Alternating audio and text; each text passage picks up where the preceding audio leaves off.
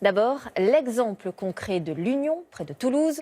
La ville a confié une partie du budget voirie à un groupe d'habitants. Thierry Curté et Jean-Michel Mière. Sous les yeux d'une Marianne, ils sont concentrés. Ce ne sont pas des élus municipaux, mais ce sont pourtant eux qui vont décider. À l'Union, dans la banlieue de Toulouse, 15 habitants tirés au sort parmi 30 volontaires. Je ne suis pas très favorable à une dépense très forte. Je préfère l'option haute. Cette commission participative gère 10% du budget de la voirie de la commune, 100 000 €. Et la mairie respecte leurs décisions. J'ai tout bien entendu, mais je ne suis pas très décidé, donc autant que je m'abstienne. Ils ne se sont pas tous engagés pour les mêmes raisons. Faire valoir aussi les droits des cyclistes, des piétons et des voitures. Enfin, j'aimerais que la cohabitation se fasse mieux. C'est un côté très pédagogique pour les concitoyens qui, pour le coup, au lieu de râler, sont confrontés à des réalités. Cette commission, c'est une idée du maire, qui surtout ne se mêle pas de la réunion.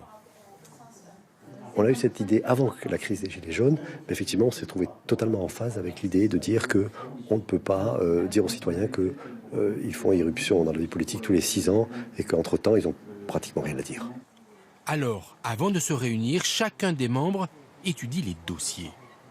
Oui, mais je suis d'accord avec vous. Hein. Je poserai quand même une question. Eux s'estiment plus libres qu'un élu. Je demande comment aller de là à là. Je ne sais pas si un conseiller municipal aurait autant de liberté, par exemple, à dire non sur un projet qu'un citoyen lambda qui ne va pas être candidat à une élection. Ici, ils ont décidé de la création d'un passage pour piétons. Là, ils souhaitent transformer cette route ombragée en piste cyclable et piétonne. Mais comme des élus, eux aussi doivent convaincre. C'était cette rue pour en faire une piste cyclable et piétons. Mais nous, on n'est pas d'accord.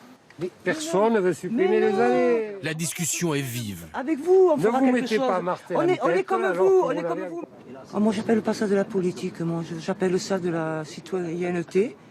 Et parce que si on fait de la politique, on n'y arrivera pas. Et là, c'est citoyen. On parle de citoyen. Ces deux messieurs, ils parlent de citoyen.